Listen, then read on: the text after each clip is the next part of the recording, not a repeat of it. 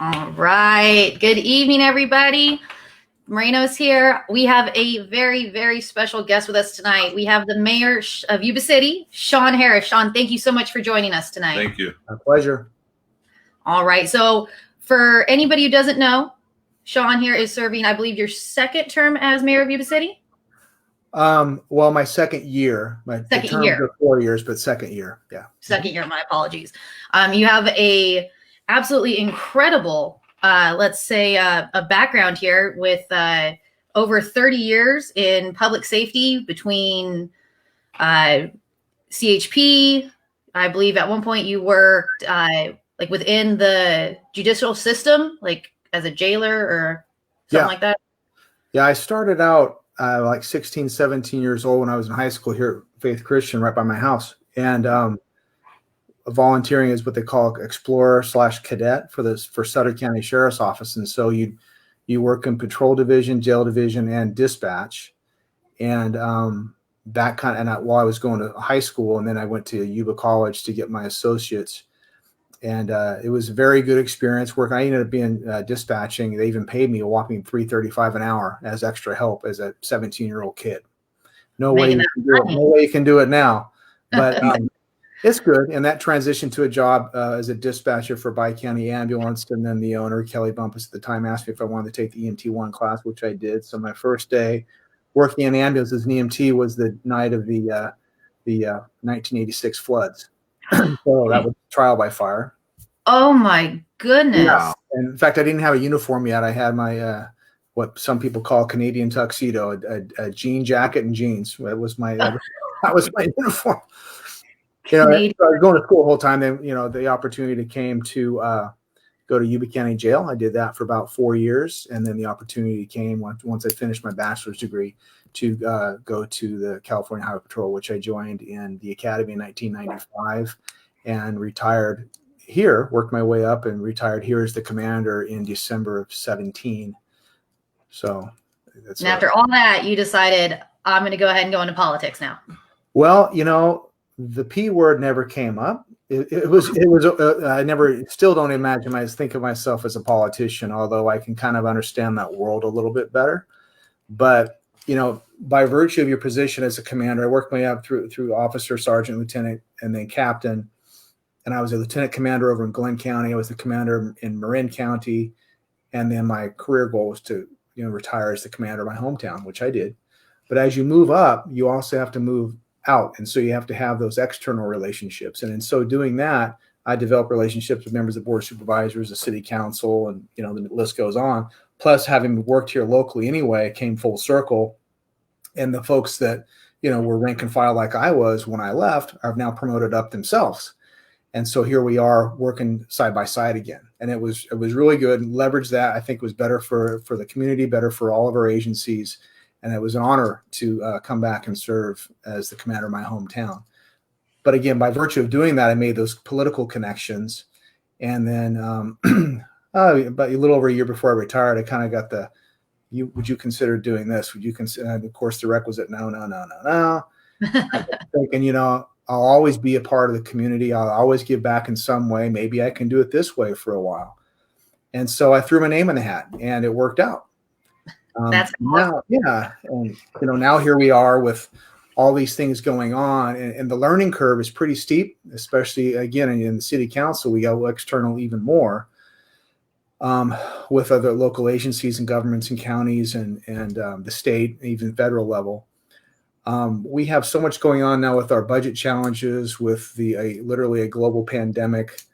All these projects we're trying to get a bike path from Sutter to Plumason Bridge, hopefully over the old trestle into Marysville and on out to Sycamore Ranch. So technically, if the vision holds true, you'd be able to ride a bike safely from Sycamore Ranch out there in Yuba County on the river all the way to the town of Sutter. And wow. If I looked into that correctly, one, it's being paid for through a grant. So it's not that it's really coming out of, or the hope is that it's paid for through a grant. So it's not really going to be coming out of the pockets here locally. Right. I mean, that's city government nowadays, especially a lot of the projects you do, particularly when it comes to infrastructure and transportation in particular amongst that.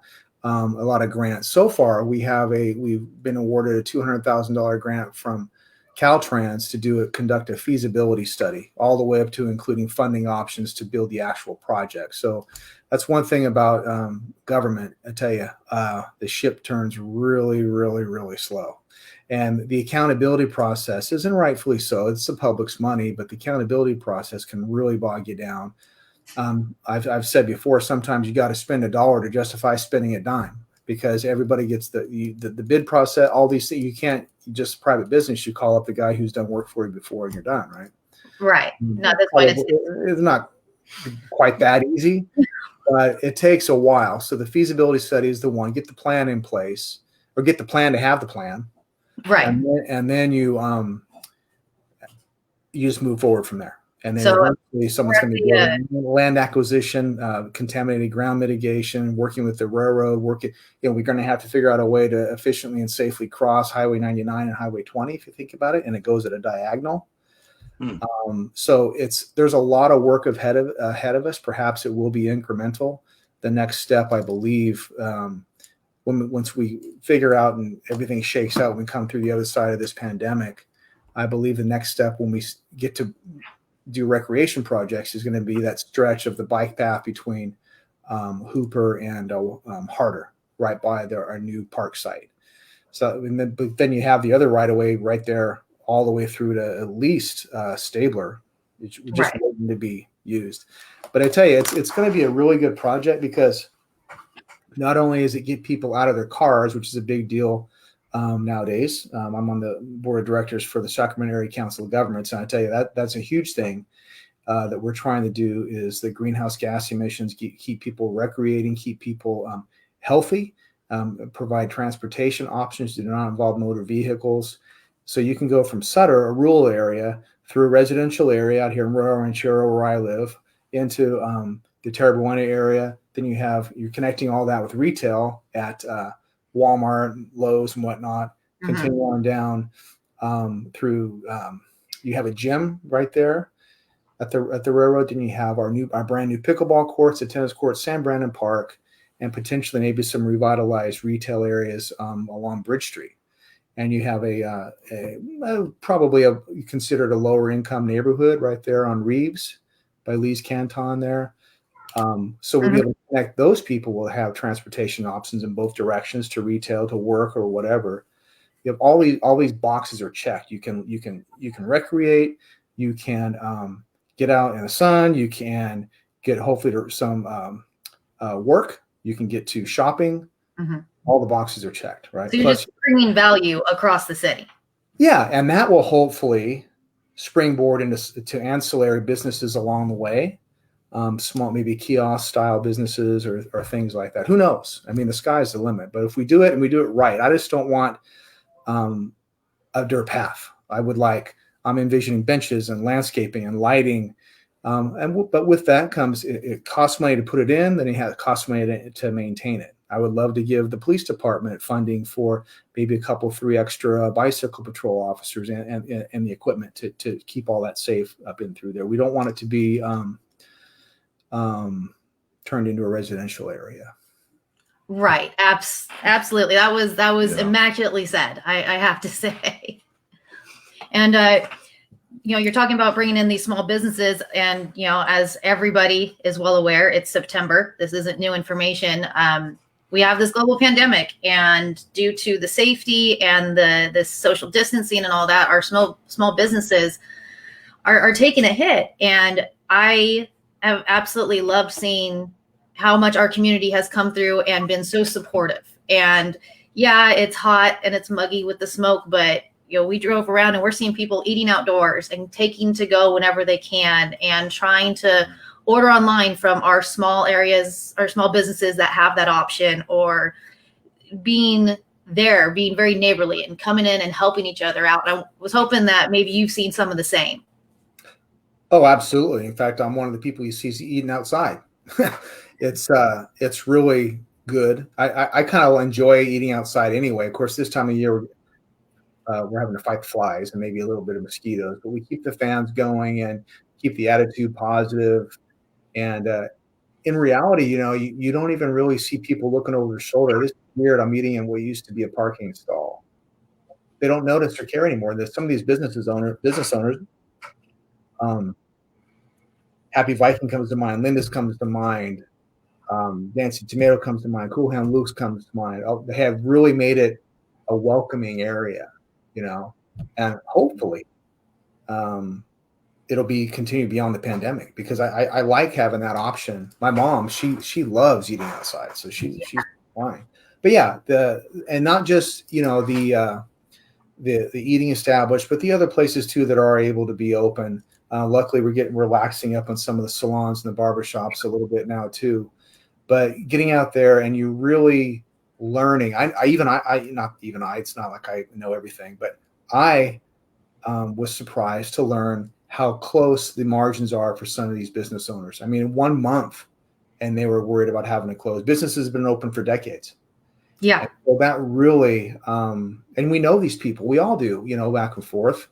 And it really makes you want to get out there and help them out. And I like to think I do my part, and several other people are too. I've talked to a couple business owners, and they say, you know what, we're doing really well.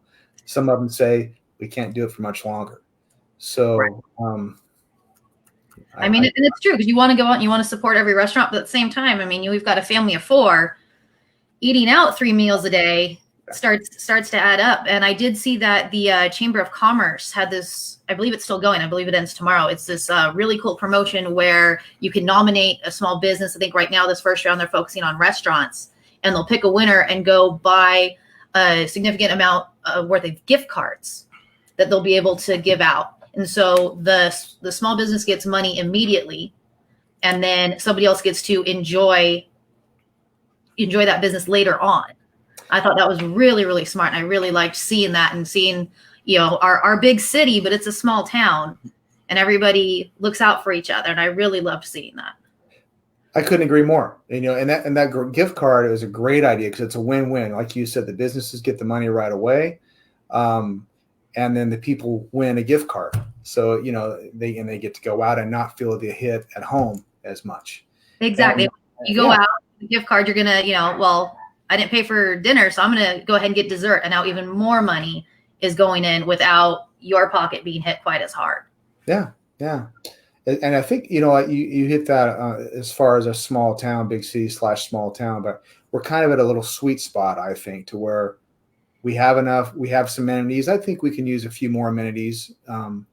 Hopefully we can get those come here, but there's a spot where me as a resident, maybe not as mayor, but as a resident, I don't want to get too big. I want to keep our uniqueness, right? Or on the lily pad, we call Yuba Sutter or Yuba City, if you will.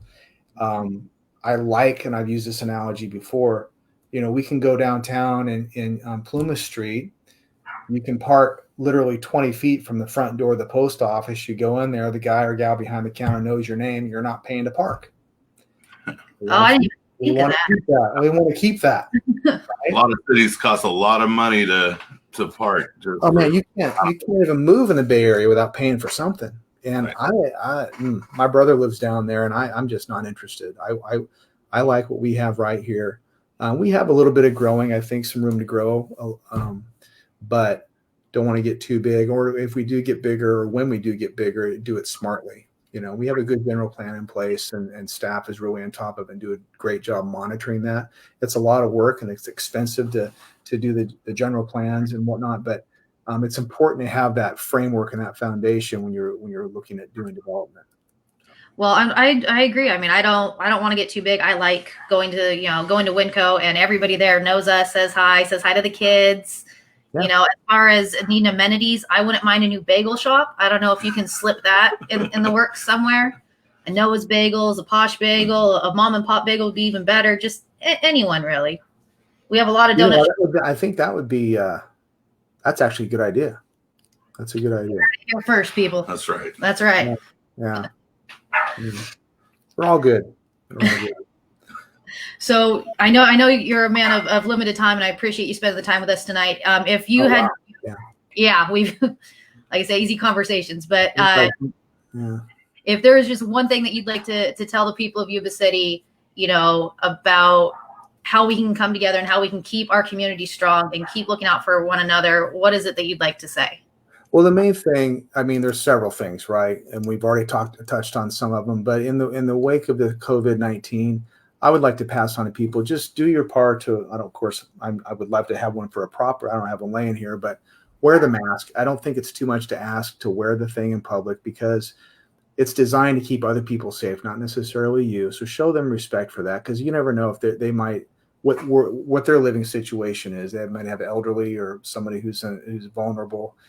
And we have to do that. Take precautions, hand wash, sanitize, down the whole list. Whether you believe it or not, it's really interesting to me how some folks have made it into a political thing. The biology doesn't know your politics, and so I'm not really sure where that came from. I would like to open up as fast as possible, but also without being reckless about it. Let's be safe. Let's be smart, and it's going to rely. Talking about taking care of each other. We want to patronize businesses. We don't want to lose the businesses, but we have to be smart about it. And the sooner that we can do that and adapt and do the right thing, the sooner we'll get through to the other side of this. So that would be a main thing as far as a community message. So that would be the first thing to come through. We have budget challenges coming up, and we're going to be asking folks patience because it might impact services. We don't know yet. Trying to do that as little as possible. Right. But that's our reality. We just simply don't have the money right now to have the Yuba City that we envision. But we're working on it. Well, this will pass, just like new diseases coming to the world. I mean, it's kind of unique that it's happening right now. But we've read about it in history books, and it takes a while and it's harsh, but we do move on. The species survives. We move on, and we grow every single time. Sure. And lucky for us, I mean, if it has to happen, it happens in a time where everybody has high-speed internet. We get to do Zoom meetings, and you still get to stay connected to your friends while keeping everybody safe. So I want to thank you for your time. I know I'm taking up too much of it. I heard it here, guys. Look after one another. Be neighborly. Wear a mask. Sean, thank you so much for joining us tonight. I really appreciate it. I want to thank you for having me. I really appreciate the opportunity. I appreciate you for the effort. I know it's not easy, this tech stuff, my enemy. But good for you to give a venue for people to listen and communicate back and forth with a positive spin. And Randy, we talked about Randy Warner and his Yasscast, same scenario. And 93Q Radio, Marysville. Same scenario. They're about community, being positive, helping each other. Is it here? What's that? 93Q. Oh, yeah. Is it here, neighbor? Just down the street. Okay, well, that should be easy. We can just walk over. Who lives down the street? The owner. The 93Q. They live just down the street from us. Yeah. Oh, okay. Bob. Great guy. Yeah. So, and, anyway, so thank you so much for having me. I really appreciate the opportunity. And, you go full circle. You want to do it again, just ask. No problem. Absolutely. Anytime. Thank you so much. Have a good night. You too.